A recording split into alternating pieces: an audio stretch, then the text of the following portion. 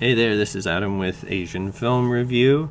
This week I'm looking at Lolita Chijoku, which I believe translates into shame, and I probably mispronounced that, and I'm going to mispronounce the director here. Directed by Hisayasu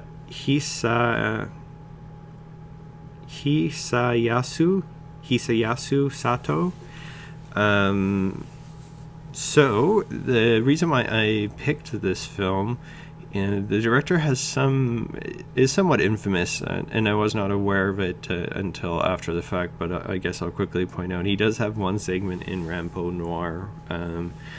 I forget which one, and it had been too long since I've seen that film that I didn't really want to dig it out and figure it out and kind of just tack it on, but just kind of make a note of that. He's also responsible for Splatter, Naked Blood, somewhat infamous gore film, and as well as, if you're deep in the trenches of filth, he also did Lolita Vibrator Torture, which is pretty infamous as well. But I was not aware of him doing any of those films. The only film of his that I've actually seen of his outside of Rampo Noir, Lolita Vibrator Torture, I may never see. I'm kind of over the extreme element, although I kind of know diving into films like these I might get back there and watch some of them, so maybe maybe I'll watch that one. I'm just kind of tired of being sold films on the fact that they're extreme or disturbing, so but I had seen a film of his called Muscle, a gay pink film. I have only seen two gay pink films, the other one being Close Your Eyes and Hold Me, which was really more of a romance film.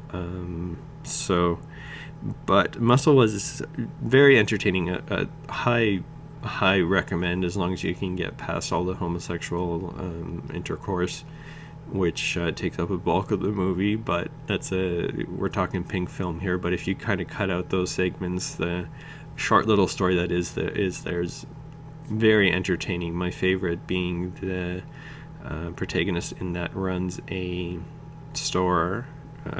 theater rather, where you only pay if you like the movie. So you walk in for free. If you like the movie, on the way out you pay. So true outlaw cinema via John Waters was what I thought. And he also has this obsession with getting a photoreal celluloid copy of Salo and the 100 Days of Sodom, or 120 Days. Good God, that's going to make me sound like such an amateur not to know that exact title. But Salo. You know Salo. Anyways, and it's probably Salo as well. And I probably look like more of an ass. But anyways, off the back of that, I decided to give one of his other movies a shot. So I did end up going with this one. I was going to do Turtle Vision, but it was a VHS copy, and it was pretty rough around the edges, though it did come out. Turtle Vision was 91 and Lolita was 88, so I guess it just depends on the distributor. So I kind of figured maybe this would be the better flick as well, if someone was able to properly distribute it versus just recording it from wherever, because Lolita would have got a proper DVD release in Japan at some point, and I'm not sure if Turtle Vision, what kind of release it received. But anyways, very quick summary of the story. We have four individuals involved. Our main protagonist, a small high school girl obsessed with just radio in general, but I think in this one specifically like shortwave radio signals and broadcasting. We have her friend, who is kind of dumb, looks up to her, wants to be like her. We have this guy who runs this midnight radio station, pirate radio, where he kind of tries to inform people of the decay of society. And then we have this who I believe to also be a teenager or a man in his young 20s who goes around murdering people.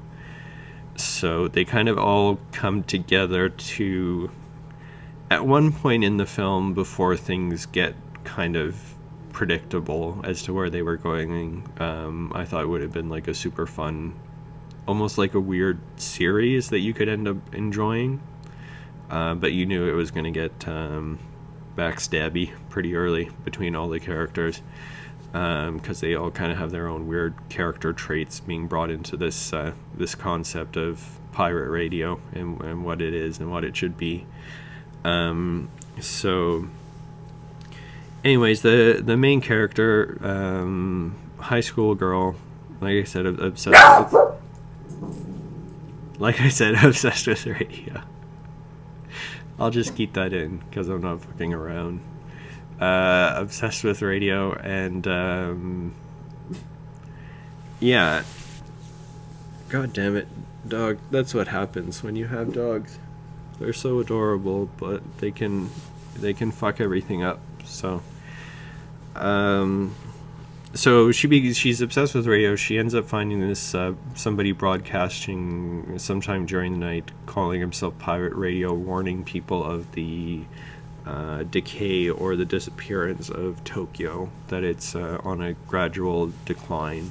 So she begins to seek him out, and that's kind of where everyone starts to slowly come together. It's the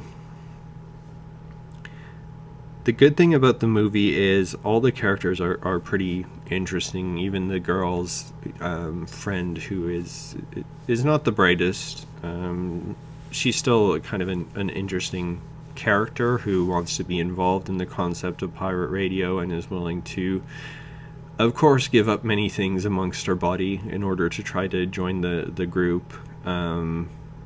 You have the old man who does do the pirate radio, who very much believes he is doing a worthy cause.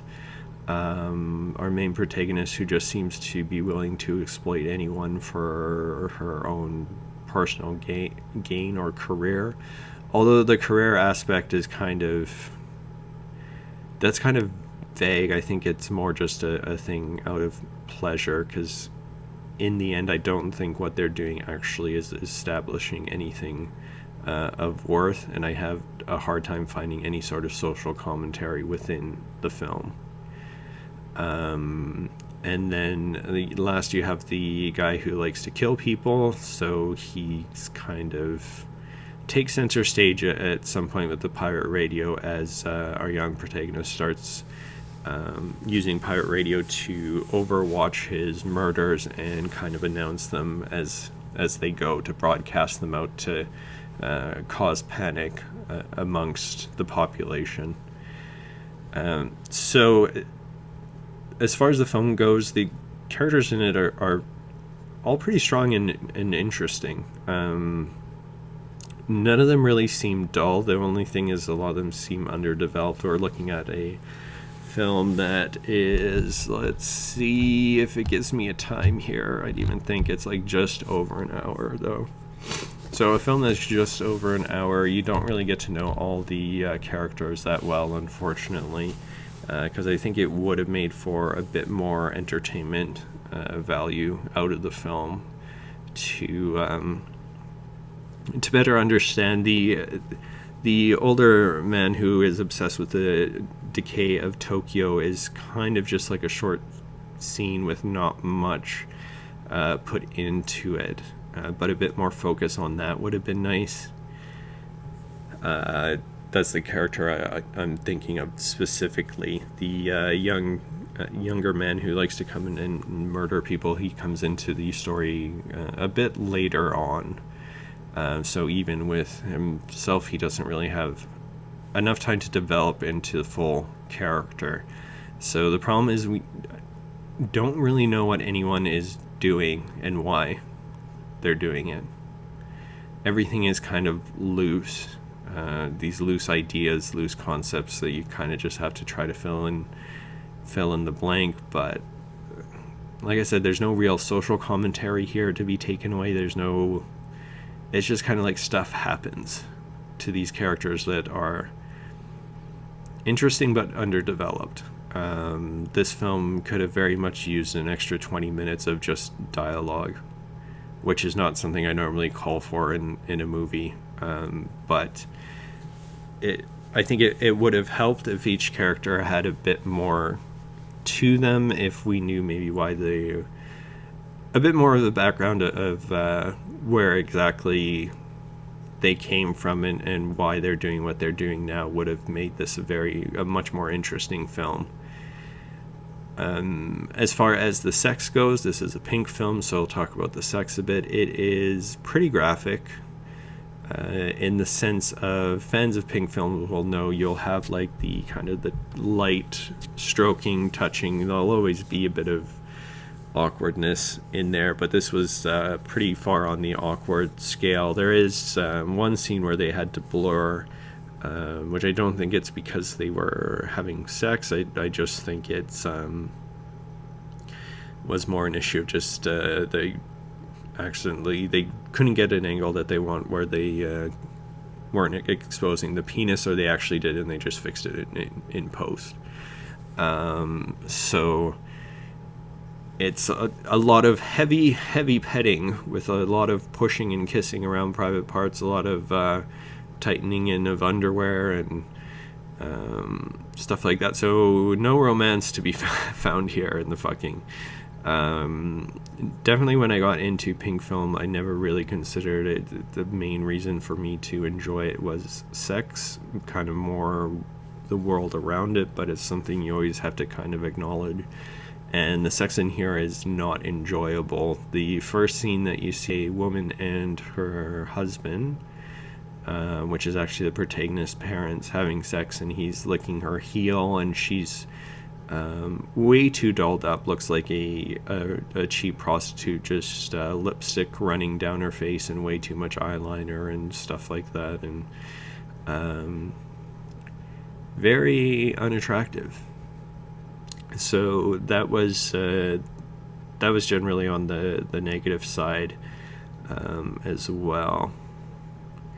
The music was good. The music was inspired by not inspired by, but there's kind of like a punk vibe to it through the entire time, which I guess works with this idea of these outlaw radio station hosts. So that was well done. But all in all, I can't really recommend this film. I wanted to enjoy it. I want to enjoy more of this guy's works. I am going to check out more of his films. He has quite a few, just because Muscle was so good. This one is forgettable, I would say. But I think that if I watch more of his films, this may be one that's kind of gives you a better perspective overall of his career. And I'm not sure why I'm saying that. I just have a feeling that if I watch a few more of his films and kind of have this one as this might be a good reference point to, highs versus lows, because with Muscle there he did really capture this idea of this rebellious, I guess they would have been, I was going to say youth, but this rebellious group and kind of their actions, and I can't speak highly enough of Muscle. Muscle is very good, and this one just didn't seem to build up anything enough to be nearly close to as interesting as Muscle is, as far as trying to get through some sort of political or artistic message. So this one I would give a pass. I feel bad because I gave the last one a pass as well. Again, it's really just for the completist, but I'm trying to think if there's not even really any scenes that I can point to that would highlight it over other things. So I guess this is my recommendation to watch Muscle and avoid this one for now, but maybe in a future review I'll come back and say you should also watch this film, because now I've seen. I plan to try to watch 3 or 4 of his, maybe, but at some point I'll get there, and then maybe I'll come back and kind of take a look at this one. So, not sure what I'm going to put up next. I'm thinking doing a shitty low-budget Asian horror flick, most likely, and well, shitty in a fun way. When I say shitty, I always kind of think of the quality of some low-budget Asian horror films, but they're some of my favorites, so I'll see what's out there, and hopefully be able to give a better review next time. Thank you. Bye.